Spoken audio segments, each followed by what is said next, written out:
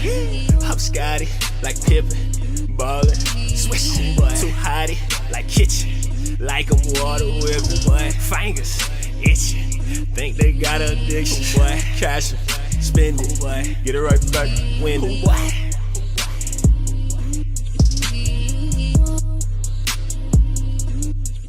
What's going on, guys? I appreciate you for coming out, taking the time with me to check out this content that I've made, man.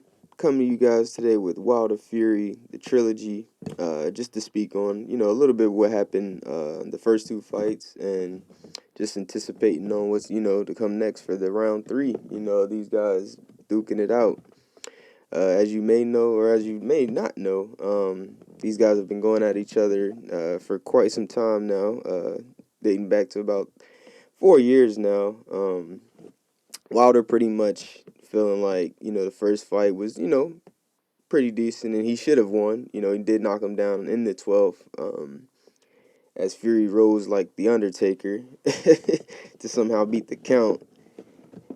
And then, pretty much all the speculations of what's going on from round two, the second fight that they fought, pretty much stating that Wilder feels like Fury pretty much cheated. I've dug into it. I've actually looked into it myself and seen that the gloves.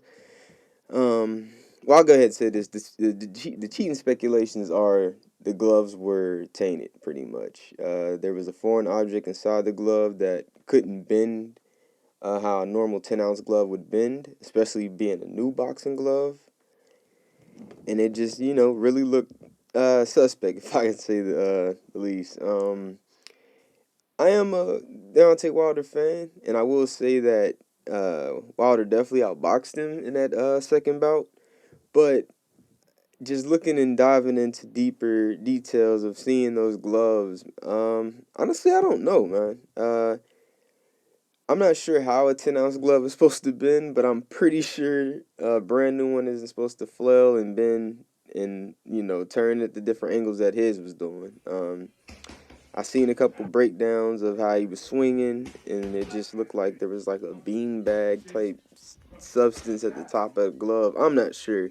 Um, I hope that wasn't the case. Like I said, I won't say that that was the only reason why he beat him. Because he definitely, he outboxed him in that second match. He caught him with some shots, but I will say that those equilibrium shots that he took, quote unquote, maybe due to the foreign object, kind of threw him off his game a little bit.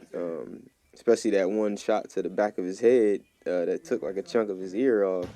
That really threw off his equilibrium. And I don't know, as you guys, not sure how huge of boxing fans you are, but when you get hit in that spot, I don't care how strong you are, your legs tend to be a little wobbly.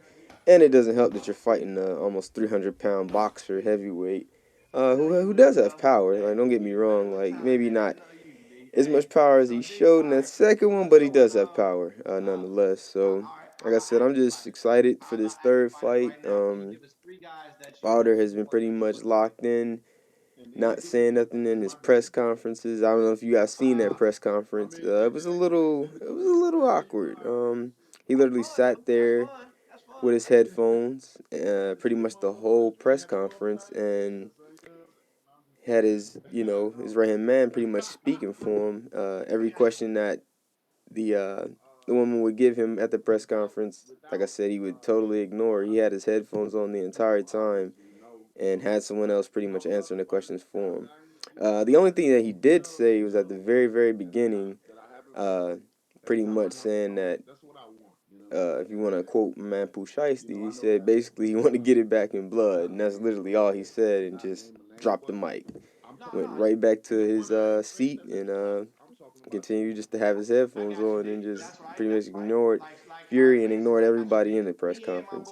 So I'm not sure if this is a great tactic to go by, or if he just, is showing some type of fear. That's what people are saying, that he's scared. I just feel like, it's all entertainment, especially when it comes to the press conferences and weigh-in, all that stuff that leads up to the fight. Nothing matters besides those 12 rounds uh, come fight night. And that's just what it is, none of this other antics.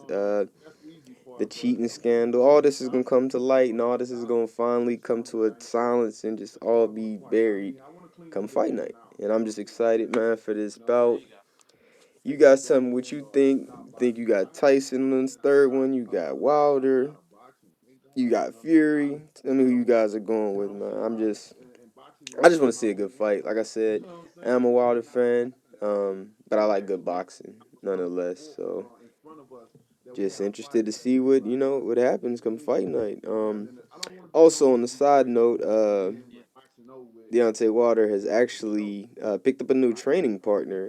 I'm not sure how familiar you guys are with Malik Scott. He's actually a former opponent of Deontay Wilder, who he actually knocked out in the first round. Yeah.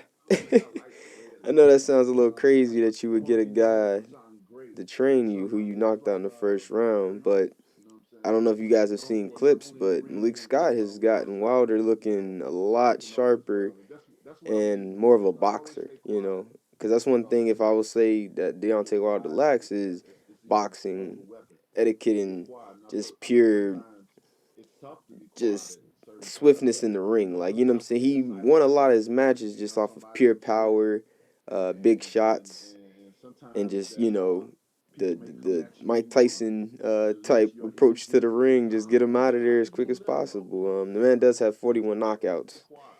So like I said, he's looking to get you out of there as quick as possible, and that sometimes can hurt him. When he gets in the ring with a boxer that can take him into the deep end or that can force him to, use counter jabs and use counters, and he has to incorporate that into his game. He can't just go in there and feel like he's gonna knock every person out. But with that being said, like I said, he did pick up a new training partner, Malik Scott. And I've seen a couple clips, and the man, like I said, he looks totally, totally different from uh, his early on fights. I will say that.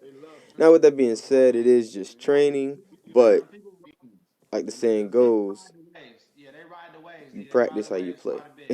So, like I said, I just seen him looking a lot sharper, and I'm just glad to see him, sharpen up your tool shed, as they would say. Because you can't go in there with the same tactic as you did from the second fight, because you see what that got you, and just, I can tell that he's really locked in, and he's ready for this third bout, man. So, with that being said, man, you guys let me know who you guys got.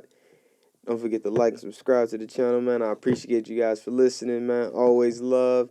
Until the next episode, man. Peace.